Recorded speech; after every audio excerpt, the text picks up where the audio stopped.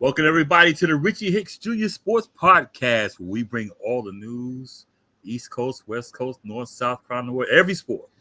I am your co-host, Idris, a.k.a. Bosco from the Bronx, and I have Mike Zappy, our cowboy extraordinaire, and we have the host of the show, Richie Hicks Jr. What's up, fellas?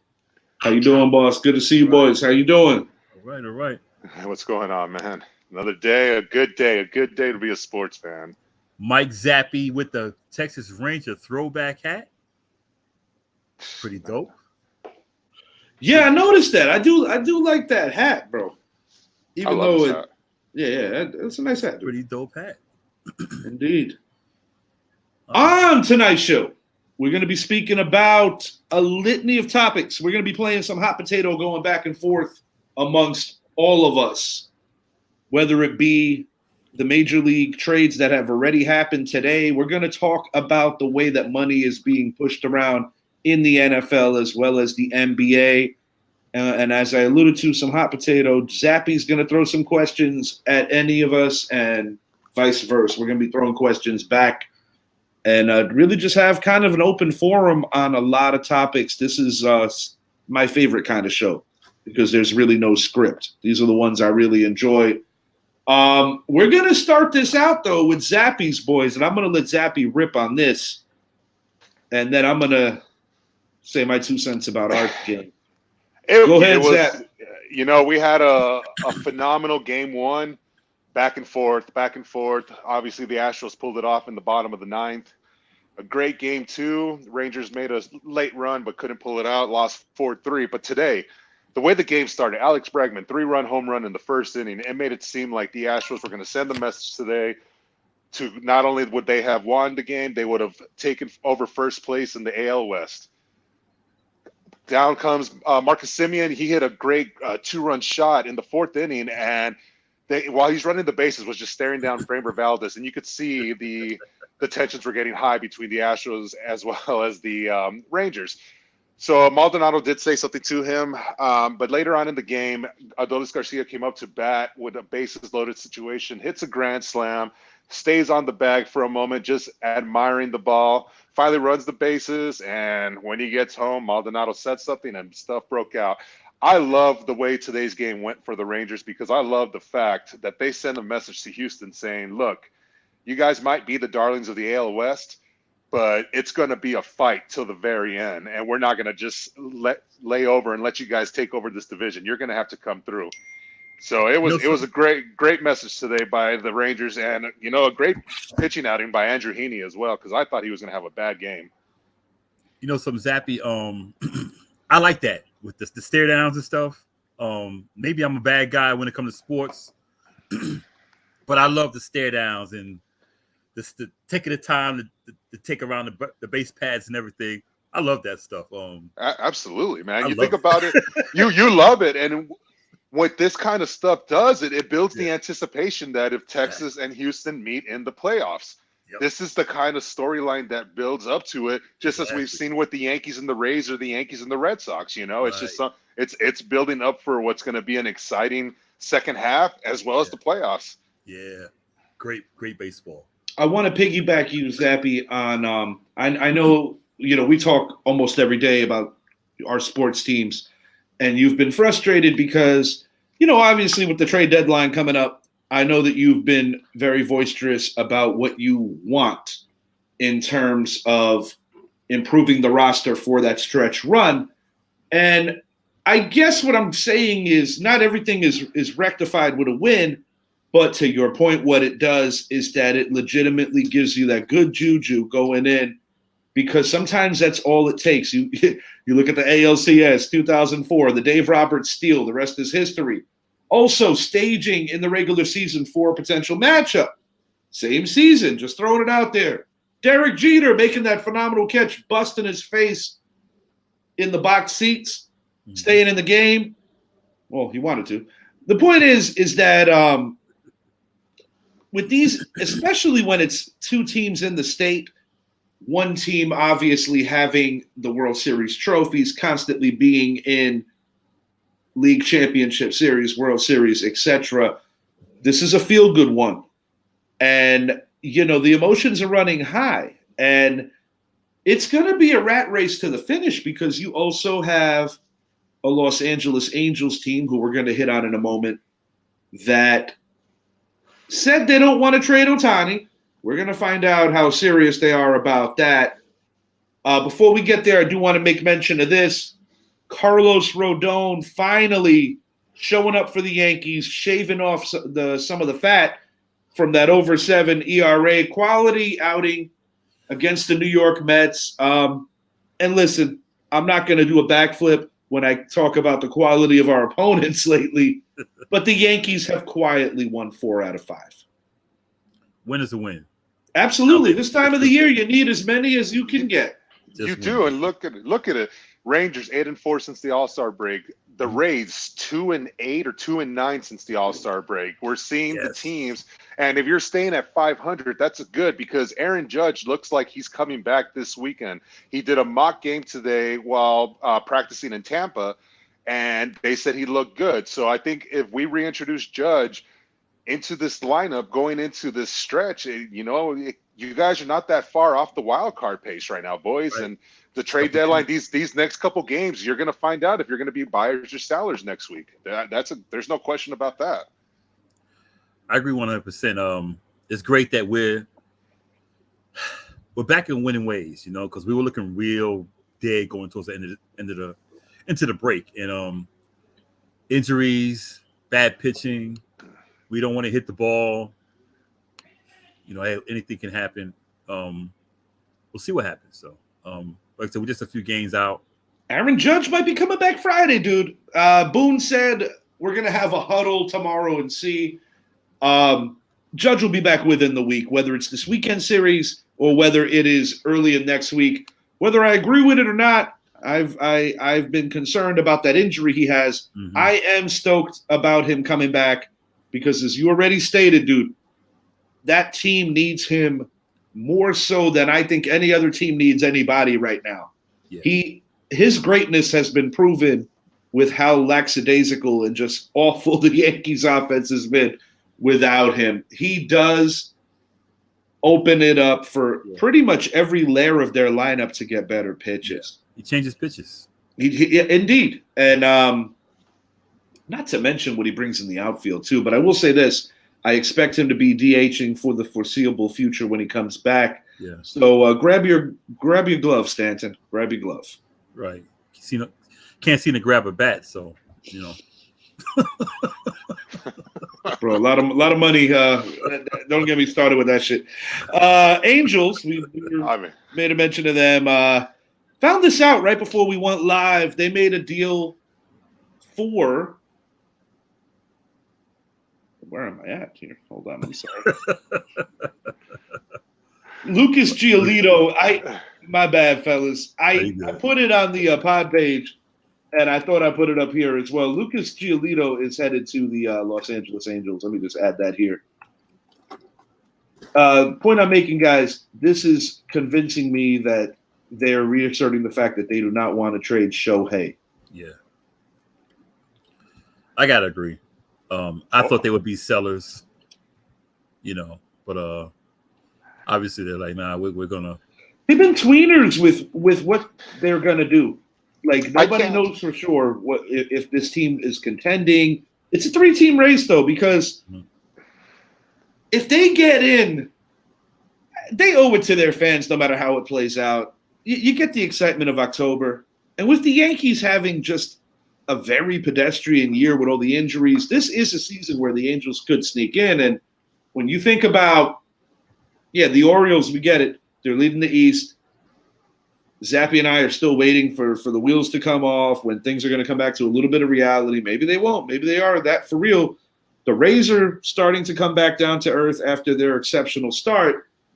His Texas Rangers, cooling down, big win today.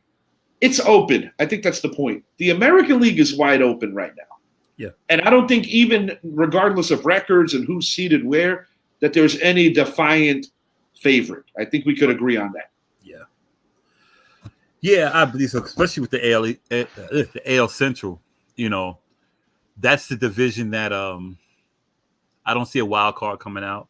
Oh hell no! So that right there is going to open up the AL East in the West. So in the East, it's open for anyone. I mean, I still think the Rays will win the division. Do you think they're gonna come back and jump Baltimore again after giving it up? I think they will because Baltimore's Baltimore. It's just some teams that you just say it's just in their nature. The Cleveland Browns, you know. I'll be honest. if the Yankees get that final wild card, yeah, the Orioles are the team I would actually want to play. Them being a 3, the Yankees being a 6, because honestly, I just think the Yankees will beat them in a 5-game series. I'm not trying to be cocky, and I don't have any reason to go off that other than my belief that we will make a move, figure out left field, and we have the best player in baseball. I want to say best offensive player in baseball. I want to say this before we pass it to Zappy. I think we will because see if we go in as a 3-6 or whatever, I think the Orioles will be so Charlie. These are the Yankees, but we got it on our field. But I think the pressure being on so much to where they just do Baltimore Oriole things. It just. I mean, it's been a long time. I mean, last time this organization had something to truly get hype about, outside of the little bit of success that Buck Showalter brought them, you got to go back to Ripken, and those Brady Anderson, those teams when they were Harold Baines, when they were challenging the Yanks. Yeah, you know, during the Yankees dynasty mode. Yeah. You know, I do want to also hit on this here. Thor, Noah Syndergaard, headed to the Cleveland Guardians for Ahmed Rosario. I think both teams actually win here. I think Thor needed a new environment. Mm-hmm. And, you know, Bieber's hurt. And, you know, the Central has been a division that we make fun of. But, you know, this Guardians team was literally one win away from the American League Championship Series last year. Josh Naylor quietly having a damn good season. You know, Jose Ramirez is the man. I mean, I have nothing but respect for that guy. I still think it's a short stay for them, but I do think that it's a necessary move. And also, Bieber's going to be coming up on potentially moving. We don't know yet. Mm-hmm. I love this Giolito move, though. Low key, get him out of the Windy City. That team is awful. Now he's in a pennant race. That's exciting. And Ahmed Rosario, it's funny because when he started with the New York Mets, I didn't really think much of him. But as he's gradually, you know, just playing as an everyday guy over the course of the last few years, he's become a star now. And, you know, the Dodgers on paper are supposed to win the West. Diamondbacks finally got a dub after that 5-game losing streak. And I have a feeling that as these dog days of summer come, the Dodgers are going to start applying the pressure to a Diamondbacks team who's very good, but also they're very green. This is uncharted territory for them. Let me put on my hater hat. Anyone who plays for the Mets, you're not going to see. It's a lost cause, man. Unless if they're Doc and Darryl. Yeah, unless they're Doc and Darryl. Those guys are different. Rosario with the Mets, gotta get away. Gotta get out. Any place named Flushing is enough to say, nah. They do have some great ramen spots out there. They got the World Fair used to be out there too. Absolutely, but you know you don't want to take that Uber when the U.S. Open's going on because they're gonna try to charge you $100 to get from Flushing to Flushing. Right. You're still in Flushing. That's the shit part. Still in Flushing, exactly. That's the shit part. Right. Yeah, I had to pull out that captain's card from my late father to be like, yo, my guy, let me catch a ride on this. Okay, what's up, Zappy? I'm just listening. Oh. He's like, I'm going to say everything opposite from you guys, actually. Zappy's over here looking at us like, how do we get here? I thought he was looking at some Pornhub or something. I don't know. No, look, going back to the Ohtani news, I don't buy it. I think it's just a simple thing of the Angels owner saying, I'm calling every last one of y'all's bluffs with these offers. We're at the testing of the waters right now to see what it's going to take. He's going to be back on the he's going to be back out there. And while they did make a trade today, I just don't buy into the fact that it's for now. I still believe that they're focusing on the future. And you have to stand by these fans. You keep Ohtani, he's going to walk. He's going to walk. It's that simple. But these teams, the Dodgers, the Giants, the Mariners, certain teams, the Yankees, they're going to bring their best offer next Monday or Tuesday. Oh, yeah. It's going to come back out there where we're going to start hearing some sort of news that he's back on the trade deadline. And it might not happen. You really think that the Yankees are going to try to put together a package for him? They have to because of two names, Garrett Cole and Aaron Judge. You have to because of that reason. Whether it's him or Soto, they have to. Even if the season is a lost cause, they still have to because injuries did affect this team. But you've got to still get ready for the future. Yeah, I absolutely think they have to. I really do. Because you're only 8.5 games back out, and what you guys have said, a very fluctuating division. And I'm actually sold on the Orioles. Going on to that, I'm sold on them. I think they're going to be a tough team to take over. The Rays, they've got to get healthy fast. It's because of the addition of my namesake, Aaron Hicks. That's actually why. You're right. But I just don't think they're going to I think they're going to win that division. And even then, I mean, gosh, if they end up as a 3 seed, that's still, I don't know if that's the best team the Yankees would want to face because of a couple of reasons, but I think the Orioles' youth is going to be what hurts them. I will say the Orioles, though, you guys are saying they're the same old Orioles. I don't think they are. I think that we're just seeing something, the beginning of something. We're so used to what's been of the years, but that happens with many teams. I still think that they've got some soft spots in that pen where, I mean, it was exposed on a small level during the Yankee series where they split a 4-game set.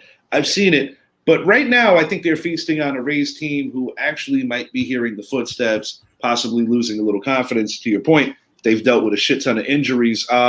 Your Rangers, my Yankees. Give me your best trade scenario to acquire Shohei Ohtani.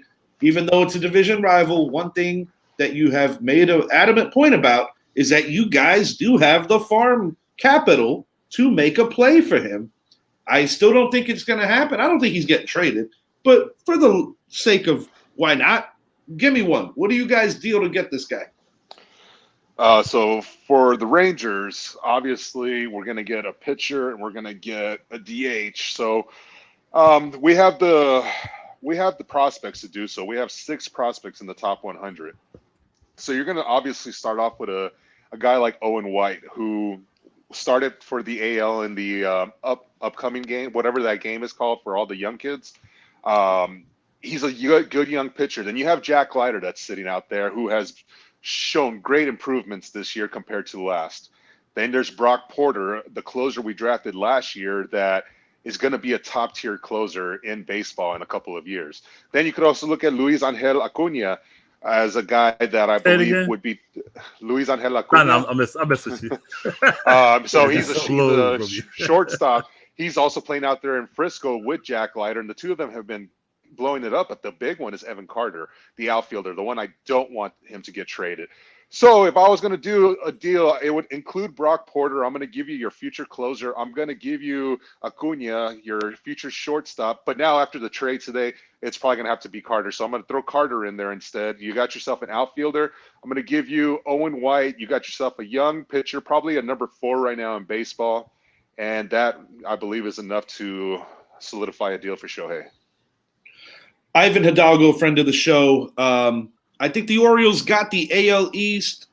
They're solid offensively. Their bullpen is solid. I just think their only weakness is pitching. If they make a move for a starting pitcher or two, he's naming Marcus Stroman, possibly Josh Hader from the Padres. Maybe a Blake Snell. I am keeping an eye on Max Scherzer to the Orioles. That's the one that intrigues me the most. And, he did play for the Washington Nats. So that actually could make some sense. Not one that I was cooking in my brain. I actually think Max could end up back with the Dodgers, which I wouldn't rule out. For the sake of throwing, he's not getting dealt. I'm adamant about that, but I'm going to throw one at you anyway. For the New York Yankees to acquire Shohei Ohtani, you're going to have to deal either Trey Sweeney or Anthony Volpe.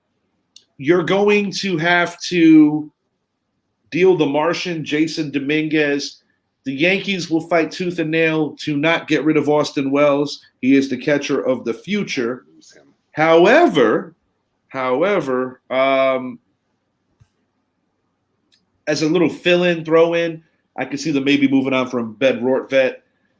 Severino, that has no value on trading him for either squad because while I am in favor of the Yankees trading Severino because he's a free agent and I highly doubt he's coming back, that would not be a team that the Angels wouldn't want him. I could, however, see them possibly asking for Clark Schmidt or Domingo Germán. That I could see. And to round it out, I would say potentially some more farmhands in terms of pitching. It's definitely going to take a package of probably 6 guys from the Yankees to make it happen. I heard Gleyber Torres' name. I don't think the Angels want Gleyber Torres. I think they'd be doing us a favor if they took him. And listen, I know that, he's been on a bit of a hot streak, but as I view him from the original trade, acquiring him from the Chicago Cubs for Aroldis Chapman at the time, Chapman helped the Cubs win a World Series. I just don't feel that at this juncture of his career, he's hit what everybody thought he was going to hit, and he's not going to get any better than what he already is. He is what he is, a good baseball player, but not anything in the realm of what the Yankees thought they were getting. And let's not forget, he was originally supposed to be a shortstop, and that was a failed experiment as well. All right, I'm going to ask you boys a question. Both of y'all being Yankees fans, I mean, we've put out the scenario of Shohei, what it would take. We're going to eliminate Shohei from this, and I'm going to ask you guys each. I'll start with Idris, and then I'll finish with you, Richie. If there are, let's go with the assumption you guys are going to be buyers this coming trade deadline. You win this next series, take 2 or 3, whatever. There's 2 trades you want to make. What are the 2 trades you would make to improve this team to help you guys on a playoff run? You go first, Idris? We need hitting.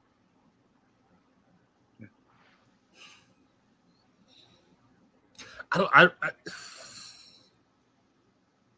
at this point, without being Shohei, I don't know who could we give up to trade that'll give us a good trade, anything good trade value.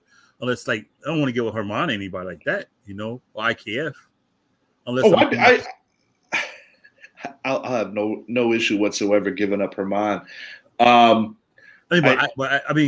I want someone like Show.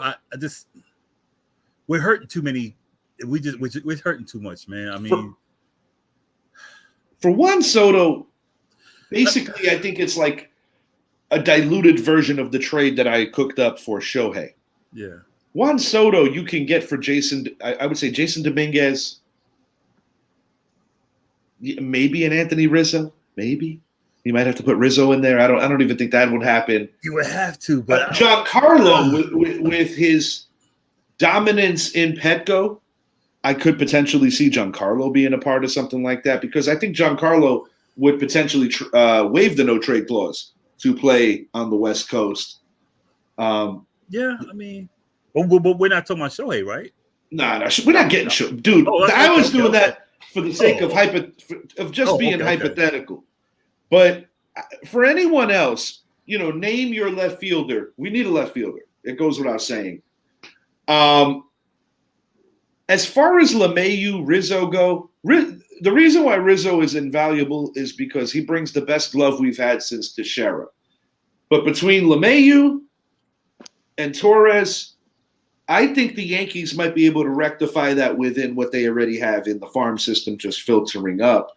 I think LeMahieu is on borrowed time. Torres seems to be in better favor with the organization. LeMahieu's old, dude. LeMahieu's old. Yeah, I'm kind of I would ship I'll ship Torres and Stanton. Yeah, Stanton makes sense. Yeah, on a team where he doesn't necessarily have to do what he was expected to do as a Yankee. You put him in the right lineup, I still think that he can contribute and probably play better. The injuries are the injuries, and that also has been a big burden and a dark cloud over his career. Anything else you guys want to hit on before we move it over to some football? I mean, I was going to say, I think you guys got to keep an eye on for two players, Juan Soto and Cody Bellinger, at least for the left field. And Bellinger could be a reasonable trade. I don't And think then, that we're going to get raped for that with the Cubs. Yeah, No, you won't get rid of Rizzo. I just don't want to lose Rizzo. Nah, I don't think we lose Rizzo. And the other one is, I still think that a guy like a Corbin Burns would be someone that could be brought in to help solidify that rotation that you guys have. Yeah. You want to talk about pissing off your fan base? Yeah. Brewers traded Hader last year. Yeah.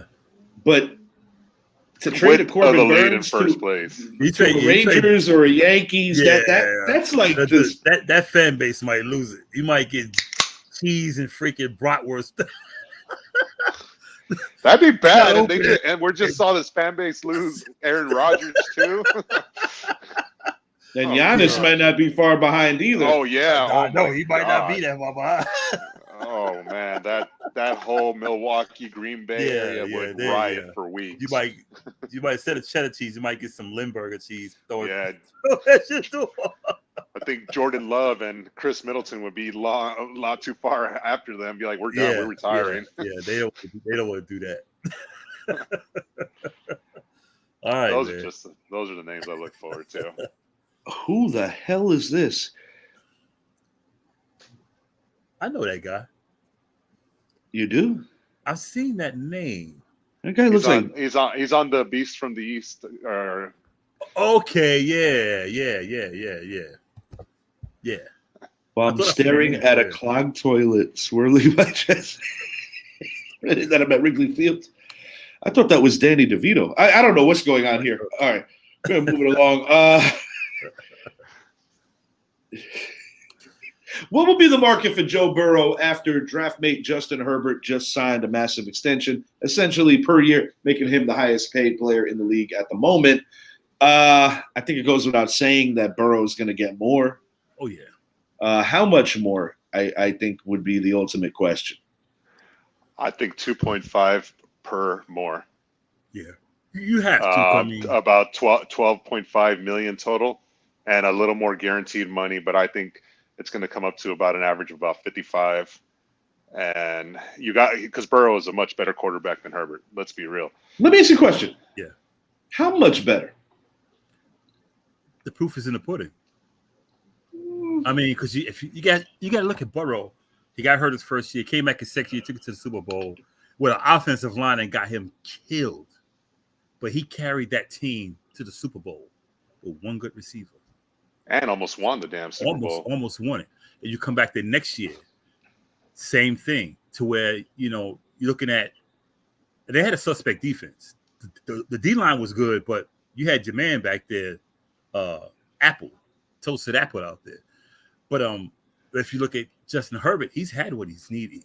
Austin Eckler, right? He has what he needed around him. Still hadn't won a playoff game. So I don't excuse me. I think they're close, but not as close as one would think. It goes back to the O-line. This guy took a beating for 16 straight weeks. I kind of see both of them. I kind of see both of them with comparable issues when it comes to O-line. I think it goes without saying that Herbert has the more versatile running back. I think Burrow has the better receivers because Keenan Allen, in my estimation, over the course of the last couple of years, has honestly been slowing down. Mike Williams, when healthy, is awesome, but and now they bring in Quentin Johnston, who's going to be awesome. But my thing is, when you compare that trio even to what they have in Cincinnati, I do think that helps. It's weird because, Herbert did win the Rookie of the Year when those two came out of college. Burrow got the knee injury that year. I was clamoring and screaming, saying, they got to get Penei Sewell. This dude just got hurt. Instead, they went to, reuniting two college teammates. It worked out. But I think that the Kellen Moore effect could actually close the gap a little bit here.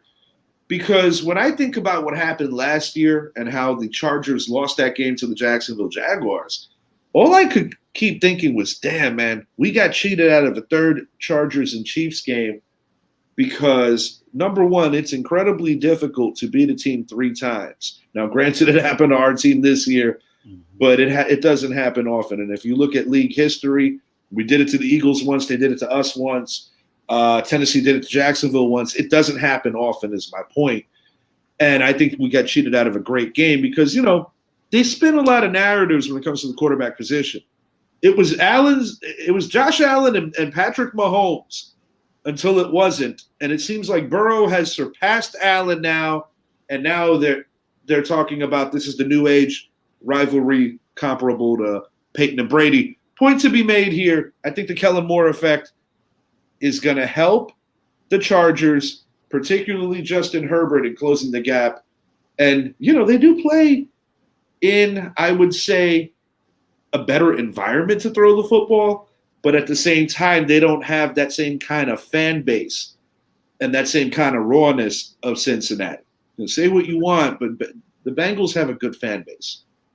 Very good fan base. I think with Burrow, they say he missed most of his first year. Sure. Yeah, so I say that in that Herbert had basically a jump start on him. Then they got chased the next year and went to the Super Bowl. And still, you're talking a guy who's played his first full season going to the Super Bowl where Herbert was in his second one, still couldn't win a playoff game. Yeah, he's yet to win a playoff game, and third like year, and it's the same thing. Burrow was like knocking at the door again to where Herbert still hadn't won a playoff game. I think with Moore, they'll close the gap because like I've been telling people, Moore ran the same offense that Herbert ran in Oregon. Because they all come from the same guy, Peterson from Boise State, who went to Washington. So, and he, so I think the gap will close, but we need to see what Herbert does under pressure, clutch time. Because I've seen where when the pressure was on him, he folded in a few games. To where Burrow, I can say, here's the ball, take me down the field. He has that toughness. The one argument that's going to be there for the one argument that's going to be there about Burrow, though, is if you really look at the trajectory of all the games they had to win in the playoffs, Burrow didn't have good games. So that's going to be the one argument that en route to the Super Bowl, Burrow did not have good games. It was the defense that played better. He got sacked 8 times in Tennessee. Yeah. He got sacked 8 times. And, Ryan Tannehill, and we spoke about it on a show that is yet to be released, but we did speak about it with Brett, how Tannehill kind of gave that game away. Yeah, he gave that game away. And then you look at that AFC title game of 2 years ago, they were down 18 points. You got to give credit where credit's due. And I remember revisiting when I was a member of the Jordan Patrick Show talking about how that shaped up. I felt that the combination of Andy Reid and Patrick Mahomes 2 years ago beat themselves. I'm not going to take anything away from what Joe Burrow accomplished in that game along with Chase and company because, the defense, to Zappy's point, defense showed up. And even Eli Apple, that signature Eli Apple, no, I'm just kidding, but he did make a play. A big one at that. 2 years ago, last year, controversially, the Chiefs outlasted them. And that's what you're going to be seeing, similar to what they're narrating now. Peyton and Tom 2.0. It's in that layer. It's approaching that. Yeah, I agree. Okay. Daniel Jones, Dexter Lawrence, and now Andrew Thomas. Quarterback, nose tackle, left tackle. All signed big deals while Saquon Barkley gets slight raise on the franchise tag. Are the Giants sending Saquon the wrong message? Or in the end, is this truly good business? It's both. It's both. I mean, you look at it, we've been talking about, everyone's talking about it. It's a dying running back market. And as these players have concluded, there is nothing they can do. I think this deal that was given to Saquon, I mean, it's a slap in the face for one, but it's a slap more towards the agent. He needs to find a new agent. Yeah. They gave him the same deal, except he gets $2 million today instead of spread out throughout the season. and then they give an incentive-based $980,000 that he needs to rush for more than 1,350 yards, have more than 11 touchdowns, and have more than 65 receptions. Those are all career highs. And not to mention, the Giants need to make the playoffs. In order for him to get those incentives, this to me, I feel like this is more of a scenario where now it allows them to trade Saquon. Because while he was under the franchise tag, once we came to that deadline, he could not be traded. Yeah, that's it. And it was either two things. He was going to sign or he was going to sit out the first 10 weeks or the rest of the season. So he gets that deal because now it doesn't have to be the 2 first-round picks. Now it could be a deal to Miami because as the news came out today, Miami was trying very hard to trade for Saquon back in March. And there was a couple of other teams that were interested, but it was the fact that you're trading for 2 first. Now it opens up the possibility where Saquon can be dealt for a second and something else. Right. And in return, that the team that's acquiring him would be able to give him an extension. So they couldn't do that while him playing on the tag. So that's the one thing I'm going to watch out for. But if not, and plus they didn't put a no tag clause and they didn't put a no trade clause on this contract. So there's too many things. I think the writing's on the wall. Saquon, this is his last year in New York. He will not come back. Go ahead. Okay. Go ahead. Oh. No, you first. I think Saquon's agent and him did themselves in. I think they gave him a good deal when they offered him the first deal. He didn't want it. He could say all day he didn't want to set the market, but if you think about what he asked for, he wanted to set the market. I think when they offered him the tag, he didn't want to take the tag. Then he made the comments he made, similar to Tiki Barber. It kind of gave me vibes of Tiki Barber.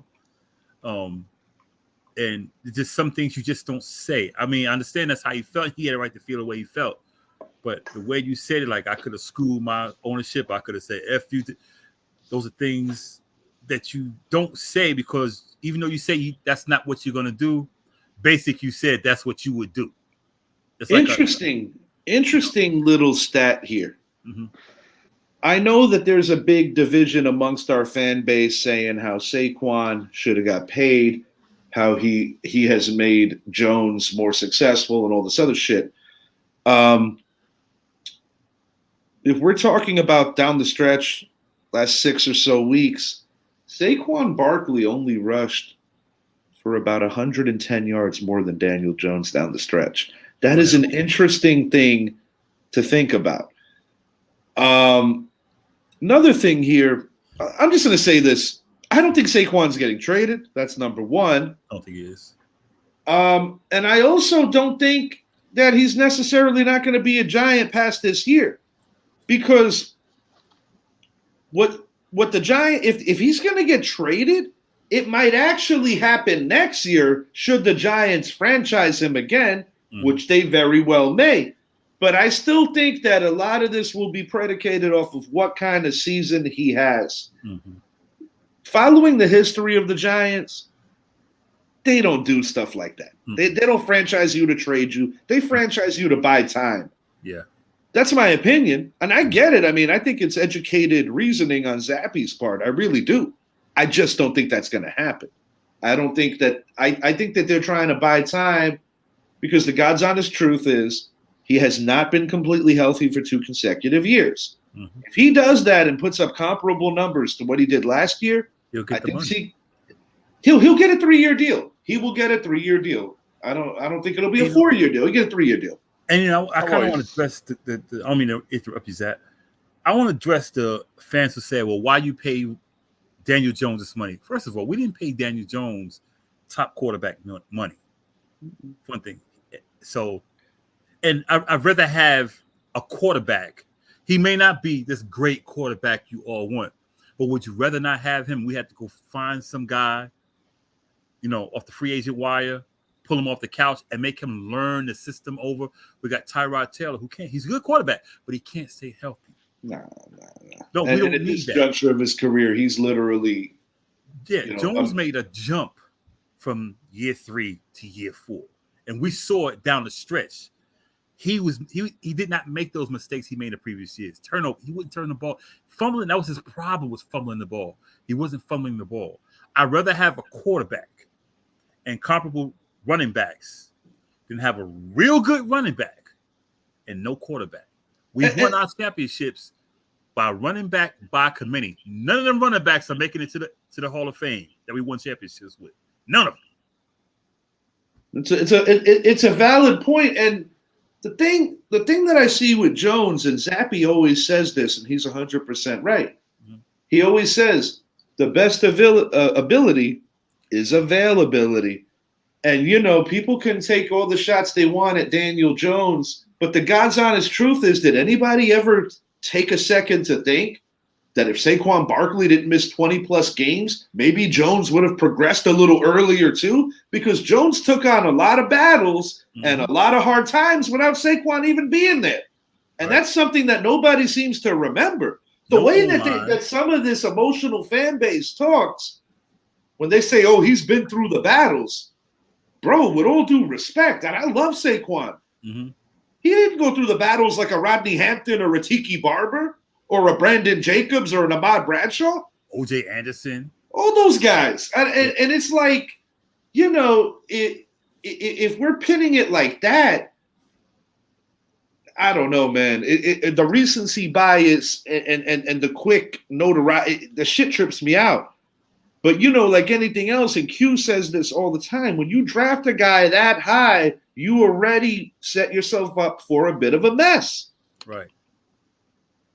The thing about it with our last two quarterbacks, Eli, I followed Eli at Mississippi. He was good, but he wasn't great. Phil Simms. Remember, we wanted Joe Montana back there when we got Phil Simms. The same hell Phil Simms got the same hell Daniel Jones got. Eli got the same hell Daniel Jones got. Those two guys took us to Super Bowls and won. And Eli came into a good situation compared to Jones. I always try to reiterate that to people. Right. And our fans fail to realize, they say, what is that? You can see that our fans don't know the history of our team. We are barely above 500 historically as a franchise. Barely 500 historically. We've never been this great team. And I'm going to give the Cowboys the props. We've never been like the Cowboys who won consistently. We've never been that team. We've never even been like the Eagles. We've beat the Eagles. We've beaten the Cardinals when they played in the NFC East. We've got better records than them, but historically, we're basically an average team. The thing with the Cowboys is they consistently win division titles. Right. The thing that the Giants have done is they've consistently won Super Bowls in a short period of time. Short period being, when you win one every decade, that's consistency. But in between, there's been a lot of topsy-turvy. We're going to hit on the Cowboys here. They make Trayvon Diggs a very rich cornerback. Will they get this Martin deal done? He didn't report, obviously. They need to. This is important for them. They'll get it done. Let's be real, guys. They'll get it done. He's a veteran. He's our team captain. He will be suiting up week one with a new contract. They're not going to go into the season without Zach Martin. I think Jerry Jones and Stephen Jones understand the importance of having your best offensive lineman and the best interior guard in football out there. He doesn't need to be in training camp. He's an older guy. He's a vet. He knows what he needs to do. They'll get it done. As far as the Trayvon Diggs deal goes, I love it. You lock him down for 5 more years. He's barely going to be 25 years old. He has not even entered his prime yet, and he has consistently been getting better. He did have a drop off in interceptions, but I don't care. His coverage was a lot better this past year than what it was 2 years ago when he was jumping the ball all the time. So yeah, I love the deal. I was happy they got his deal done first before CeeDee Lamb, because we do have that 5th-year option with CeeDee Lamb. So it's not a rush to get it done. He and Martin are also more important than Lamb, similar to the situation going on with my team. How, not to sound like a dick, but the moves we've made are more important than Barkley. Yeah, I agree with you. That's why I look at it. So I think the next move is going to be, we're going to probably get either Dak done or we're going to get Martin done, and then we'll move on to Lamb, and we'll probably get Lamb done after this year, to be honest with you. There's no rush with him. Other news, though, the sad thing, Donovan Wilson did get carted off today with a calf strain. Initially, it was worried that it was a lot worse. MRI came back clean, so that's good news. Expected to be out 5 to 6 weeks, but should hopefully be suiting up week 1 in New York against your football Giants. I have a question for you guys, though, as we are now in training camp and seeing this. I was looking at a lot of the training camp battles going on across the NFL, and you both being Giants fan, what is the one that you guys find interesting? Because I look at this team and I see you guys are taking 15 wide receivers into camp. 15. So that tells me the direction this team is going, which is also sending a message to Saquon, like, hey, it's okay. Like, you don't want to play with us. Fine. Well, we're building something else here because you have Brian Dable now as your head coach. 15 wide receivers, and there's a lot of notable names on that list. To me, it's the battle of the slot position. You bring in a veteran, Cole Beasley, who, in my opinion, can still ball. And I feel that, he's only a couple of years removed from just having under 1,000 yards. And part of his lack of production over the last couple of years was because he didn't want to get pricked with the vaccine, a personal choice that he felt strong about. Sterling Shepard coming off the injury against your Cowboys last year, Monday Night Football on whiteout night. He's not a guarantee to make this team. They also brought in Jamison Crowder, similar, because what they're doing right now, similar to what Buffalo did over the years with McKenzie, Jamison Crowder, Cole Beasley, other guys, you have usually 2 different looks at the slot position and kind of, bringing them in on fresh legs. Personally, I think Cole Beasley's going to make this team. And I think Sterling Shepard's going to make this team. I think the odd man out is going to be Jamison Crowder. And I think essentially the plan and the idea is hold down the fort until Wan'Dale is totally healthy. And another position battle, now that Saquon is back on the books, so to speak, running back. Yep. Gray, Brightwell, Breida, Barkley, somebody's going to get cut. Somebody's going to be on the practice squad. My gut tells me Barkley, Breida, Gray. Also, James Robinson's in the mix. Robinson goes to the practice squad. Gary Brightwell gets cut. I agree. I think with the receivers, and we seen last year, I think those who may not start will be on special teams, running back kicks, whatever you got to do to stay on the team. Absolutely. I agree with the running back position. I think, like I said, Sterling Shepard, maybe he'll be ready by week 1. Maybe. It's trending in that direction that he should be. I'm just not convinced he's going to make the team. I think he'll make the team. I think he will. 5 or 6 receivers. Are you guys keeping 5 or 6 going into the season? We're keeping 6. I think we're keeping 6. All right. Who are those 6? I'm going to go Paris Campbell, Slayton, Shepard, Wan'Dale, of course. I wouldn't include Wan'Dale will start the year off on PUP. He'll be on but you still need that 6 receiver that you're going to cut for Wan'Dale. So keep that in mind. Yeah. Okay. Campbell. Yeah. Slayton. Fuck it. Shepard. Beasley. How many did I just name? 4? 4. Yeah. 2 more. I think Cullen Johnson makes it. Cullen Johnson, yeah. The last one is, Cole Beasley. Did I say Beasley already? Beasley, but I'm gonna reach through this phone and slap you both in the face. Oh, Isaiah Hodgins.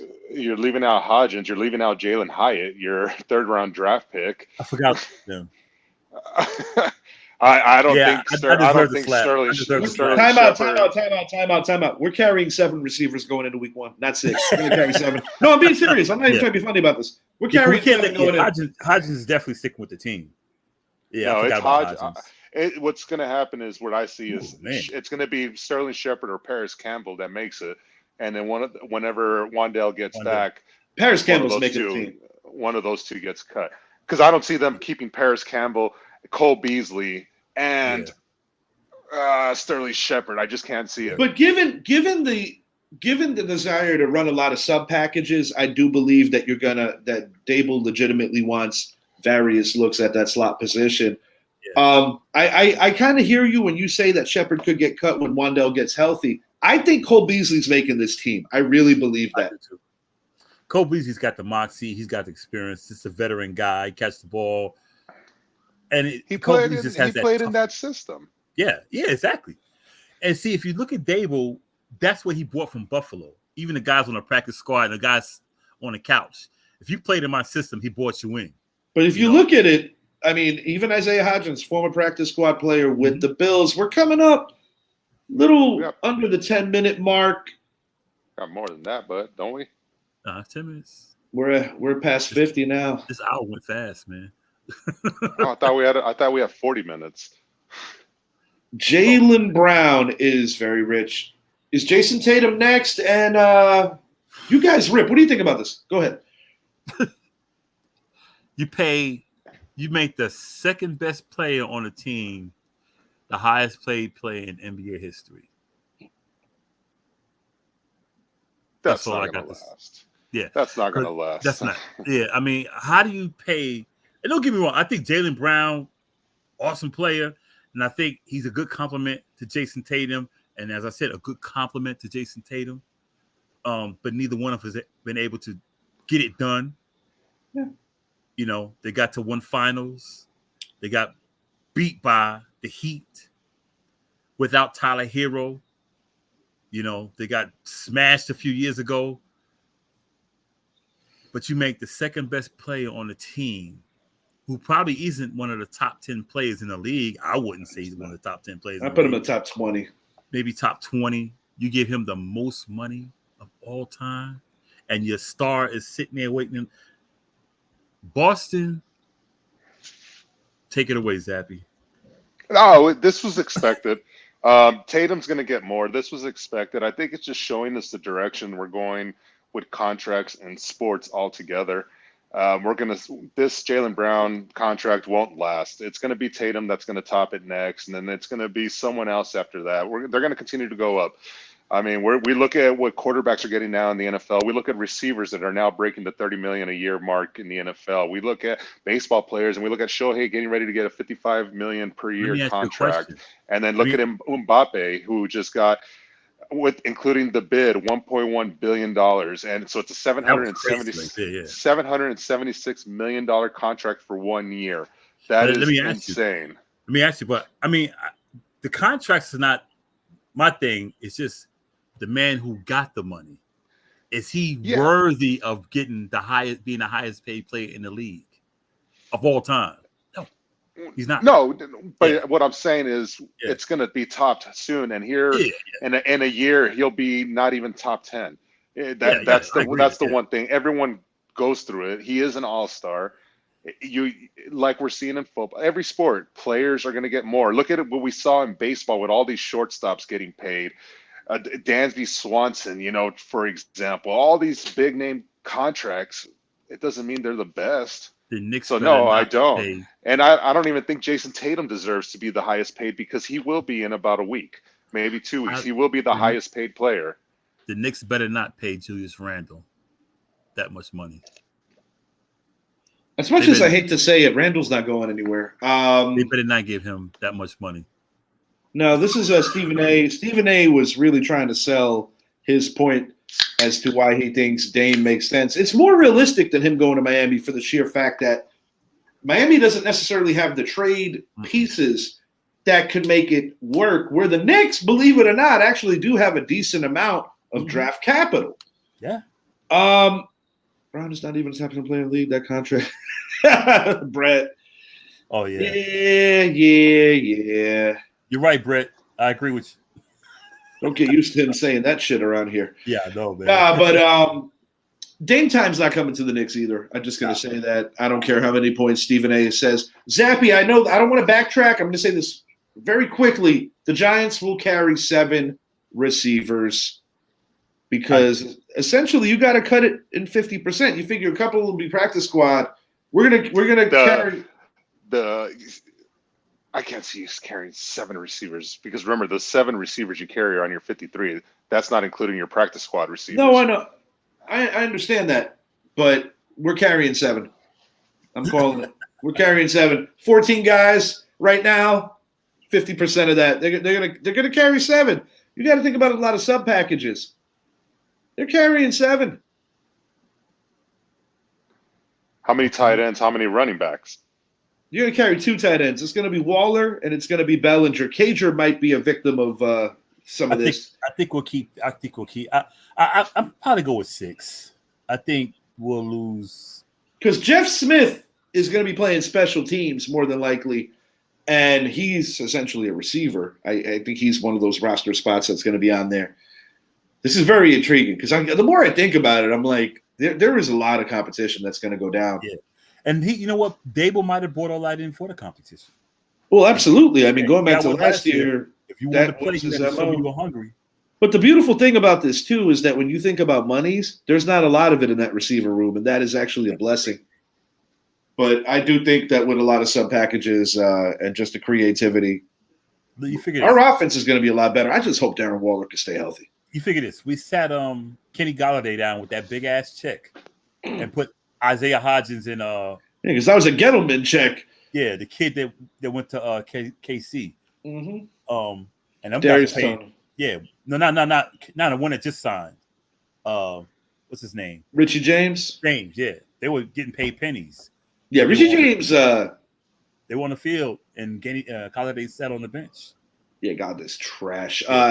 Enough about our team for now. I keep thinking about it. I'm like, I still think we're carrying 7. I really do. Not shitting. I think we're carrying 7. And by the way, the emergency quarterback doesn't count against the roster. I just want to mention that too. No, that doesn't count either. I just looking at the logistics of the entire roster and what the Giants need to carry offensively and defensively. I just can't see 7 receivers. You don't see it often. True that. You don't see it often. And then if you're going to keep 3 running backs, I don't see 2 tight ends. Most teams keep 3. I just can't. Yeah, I think we'll keep 3. Yeah. That's the way I look at it. But time will tell. As far as what Stephen A is saying, of course he's going to try to sell that trade. He's going to try his best to sell that trade because he wants the Knicks to be over the top. But it doesn't help when Damian Lillard's agent said if he gets traded to your team, he's going to be a disgruntled player and not want to play. So when your own agent is preventing these trades from happening, it's not going to happen.